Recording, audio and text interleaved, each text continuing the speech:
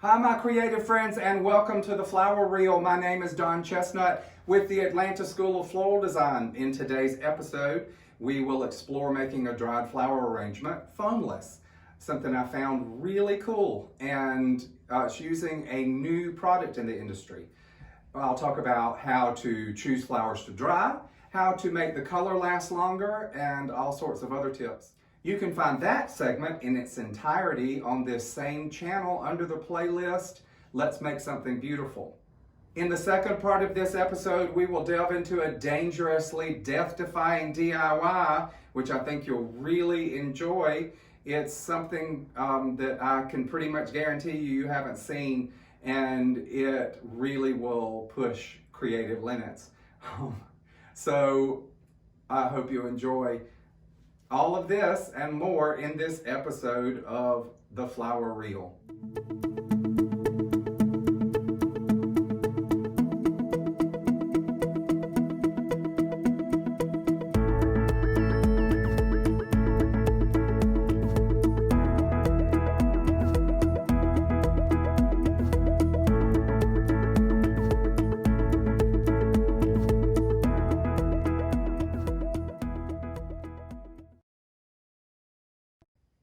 Hi, in this episode we're going to make a wonderful dried flower arrangement out of all naturally dried flowers, a lot of which I've harvested, some I purchased, some were left over from events that I was able to dry, and everything has been color enhanced with Design Master color tools I use just for flowers for a lot of them, and we'll talk about that and various other aspects of it throughout our arrangement. So let's just get started. I'm going to be using the 6-inch Syndicate Sales pillow for the mechanics of this, and it makes it really simple. You just need a container with a nice well, something for the stems to go down into, just like you would for a fresh flower arrangement. I know this is mostly used for fresh flowers, so I love this application for it. I use black Gorilla Tape lots of times for my mechanics, to tape my mechanics together. It's so strong and a lot less expensive. There'll also be a link for this availability in the description. So I will secure the pillow directly to, nothing inside the urn, directly to the top. Take a strip off, so the Gorilla Tape strips really beautifully. So I've stripped off about a little less than a 1/2 inch wide piece, and I will try to follow some of the natural grid work. I'm not going in between the honeycomb cells, but try to follow where they're joined so I don't take up any surface space, and tape a good 3/4 of an inch to an inch of it. Press it down and tape it to the vessel. Push it really hard to make sure that it sticks, and I'll do this crisscross wise. So we'll do this the rather traditional way. We'll start making the framework of the arrangement first. So the first points we place will make the size of the arrangement. Then we fill in towards the center, so you'll see that. Now, every element, so I'll choose my smallest grass first. This is Pampas, and every element in this I've color enhanced. So like this one, I used the Just for Flowers lemon, and then I variegated it down to using the tiger lily, and the stem is actually, what is that, verde color, the fresh green. So when you color enhance, and as far as proportion goes, you can go however tall you want. This one is going to be kind of an asymmetrical triangle. I actually know where this is going to live in my home, so you know, when you know that, you can customize it to a certain area. And I'm going to start with the first placement sort of off center as opposed to in the very center. But these will be done by groupings, and you want to remove as much of the stem as possible, because there's going to be a lot of elements in here. So you want to make sure to leave room. So I'm going generally from the smaller to the larger blossoms as I get more towards the center of the arrangement, and sequencing them down with the larger ones towards the bottom. So I'll remove a lot of the husk until I get down.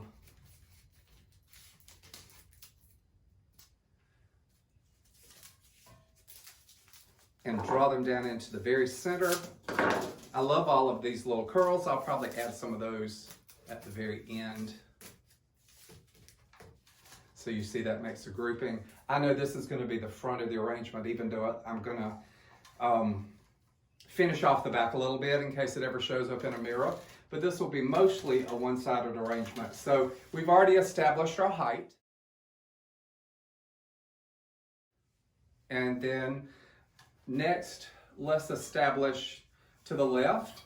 Now, this is dock that I've harvested, and it's such a challenge lots of times to find flowers that are dried that have any kind of curve, since so many things that you dry, you'll hang upside down.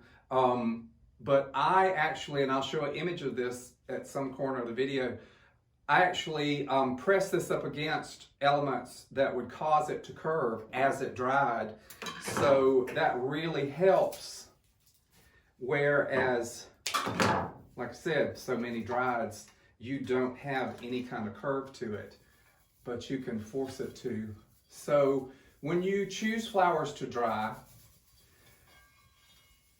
and I'll cover tons more elements in an actual drieds class, but when you choose flowers to dry, they need to be at their peak, because as they dry, they will, like if there's a bruised petal or if it's an older flower, anything, any blemish will be enhanced as it dries. So you want the most beautiful stage of that flower to dry. I actually try lots of times in arrangements to have two elements that are the same color. If I choose 3 colors, each element will appear twice in it.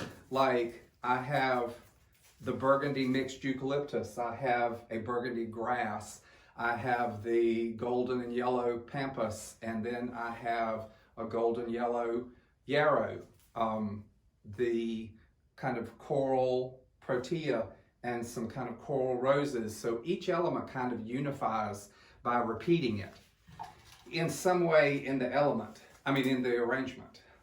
And color enhancing the materials, lots of times, so many times, dried materials are more somber and darker, and enhancing them can give you more color. And when you enhance the color of a dried flower, it is going to remain that color a lot longer, because dried flower arrangements ideally should be kept in an interior away from direct sunlight. The sunlight causes natural colors of the drieds to fade even more, which is not a bad thing, because part of the nature of a dried arrangement is that it will fade and age and become even more vintage, and eventually will have to be replaced. But when you color enhance everything, like this was natural, originally this green color when it was fresh, but I used the Fresh Green Design Master to enhance that now that it's dried, so it will remain that color a lot longer than if you just let it, if you just naturally dried it, it would soften the green and fade over time, and in about a year or 2 years, you would either want to refresh the color by spraying it some, which is not really easy once it's in an arrangement, or replace it. We're going to use these in the center of the arrangement. Now, let's see. I'll go ahead and show you with this really short one. Aha. The skewers that I love to use so often, it's just skewers that you get from any grocery store or wherever you decide to go. bamboo, so they're really sturdy. Short stemmed flowers that are dried.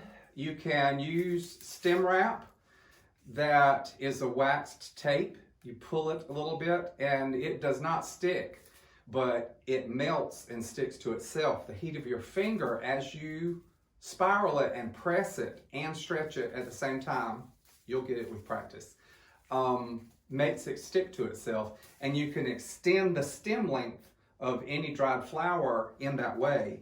I'm using brown tape. You can use black tape, various different colors, because it'll all really get covered up by the time you make the arrangement. But this is going to serve to draw this color. It's kind of got colorways of the grasses down into the center of the arrangement. Some of these already have stems long enough. So the brightest color I typically put towards the bottom of the arrangement, the focal area, or the most visually weighted color. I'm going to do that with the yarrow. I'll choose my biggest blossoms first. One wonderful thing about dried, you can just break them with your fingers. Don't have to worry about using the clippers. So they are going to go, and the arrangement will continue to shed while you're making it. That's just the nature of the beast. But one of the main things about a dried arrangement, and when I started in the industry, the Wavensburg look was really popular, and the first thing you learn is dried flowers are made to look at, not touch. So once you make the arrangement, you should never really touch it again, if at all possible. Ooh, that one just completely exploded. So I think that looks good. Now I've saved my dried protea to last. I have color enhanced this for sure with some nice tiger lily, kind of make it kind of orangey, and some fresh green to freshen up the foliage. But we're going to save this and make a cluster of it towards the center, and it will be more of or really enhance the focal area. So some of the bigger blossoms down deep amongst the hydrangea. So you see how the hydrangea is just giving up the ghost while we make it, but that will all stop once we get finished, and we will not touch it again. So you see how that is working really great. Now, what I would do after all of this is done is take some sort of clear spray that's matte finished and spray over the whole thing. Like you could put a plastic bag over the container, tie it, and then spray over the whole thing. Be careful about spraying eucalyptus and things like that, because the matte, even a clear, will change the finish of a lot of drieds, but it'll be perfect for the hydrangea and everything else in this arrangement. It might give things flat surfaces like the grasses a little bit of a matte satin sort of sheen to it, but it's not a bad thing. Most of these will never appear in really super bright light. They'll be in some interior. And another thing to show is that I made the front of the container not one of the squared sides, but one of the edges of the container moving forward as its front. So just a little unexpected, just a little different. But I hope you like that, and I hope you picked up some really good tricks and tips and that sort of thing as we designed it. Look for a lot of the elements that I used in it as far as the sprays and the pillow. There's links to purchase those in the description below.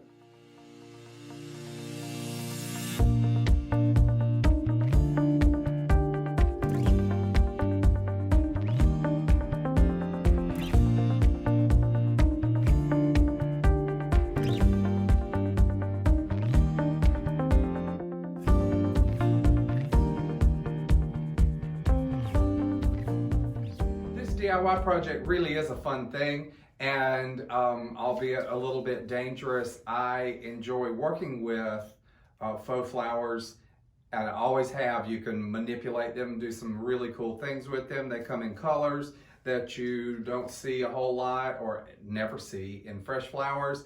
But it is a dangerous project, so if you are often told that you need adult supervision, this may not be for you.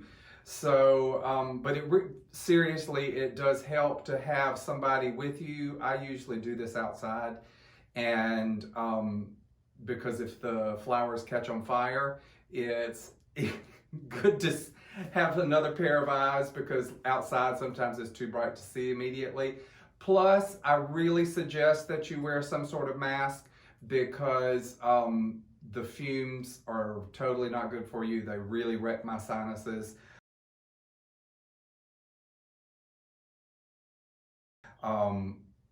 But do this at your own risk. You might just enjoy watching it. If something happens, don't blame me, you've been warned. But this really is kind of cool, so you will see the results. All right, now to the how-to of it. I'm going to do this on camera, but I'm going to do most of these outside with open ventilation. Yes, this is a hot plate. Yes, it is on maximum. It's on high. You can see it's red. So this is, you really have to use caution when you're doing this, and you get it kind of close to the eye, and you can see it when it starts to get hot enough, and I can see a little bit of smoke. That's why, I mean, it's really good, again, to be outside, to have a mask, and if you need hand protection, and definitely supervision or two people would not be a terrible seat. So it's definitely an exciting thing to do, but I used to do this all the time, and it was really such a cool look.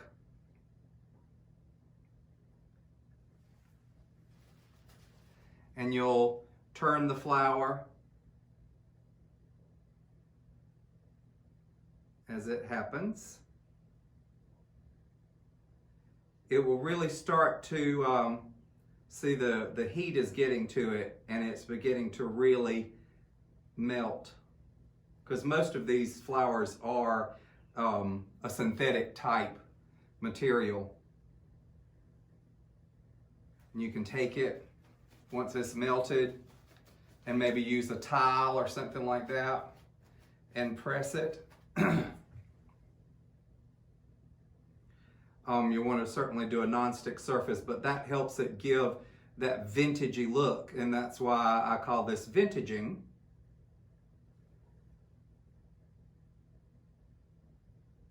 So you can see it shrink up. So the rose began like this, and this is the vintaged look of it. So, I mean, it's really kind of a neat thing. Certainly it's personal preference, but it's just sort of fun, something unusual to do. So I'm going to go and do all of the rest of these. I will show you real quickly. This is what it looks like. I'm going to get all the little extra bits of foliage out of the way.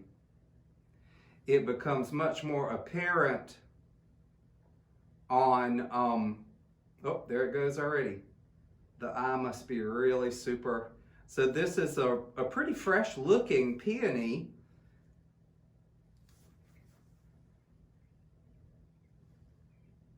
And that's why really, if you do have some tongs or a fork or something to kind of touch it with. So this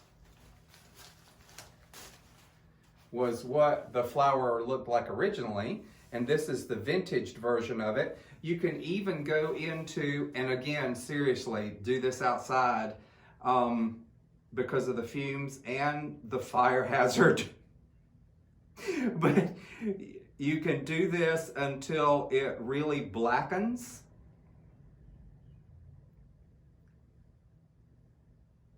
I mean, that looks just like a real wilted peony. So it's a cool thing if you want to vintage flowers. See, you can even squish it around a bit once it becomes room temperature. Now I love that sort of look. So have fun, and I'll return with a finished arrangement.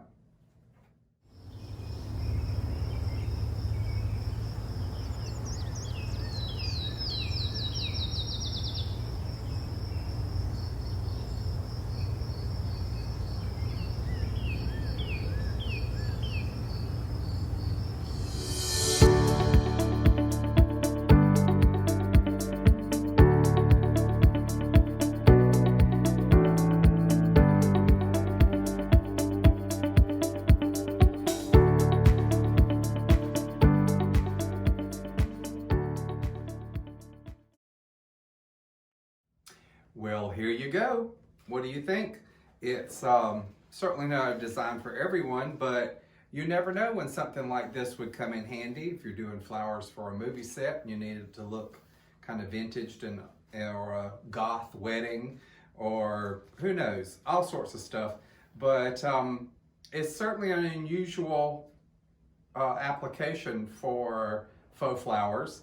And again, I have to stress, wear a face mask, do it outside. Great to have supervision for those little bursts of flames, like you can tell some of them. But I love that look. It caused the berries to wilt. It just gives it a little bit of a fresh air to it. Even though some of the colors in this arrangement are fantasy colors, I mean, you could really easily replicate an arrangement that would look very lifelike. This is what I did to the peonies, and they certainly have an extremely vintage look that could go in a little vase or an urn or even be a bouquet. So that's just something fun for you to try. Vintaging faux flowers, and again, super dangerous, but you've been warned. Have fun.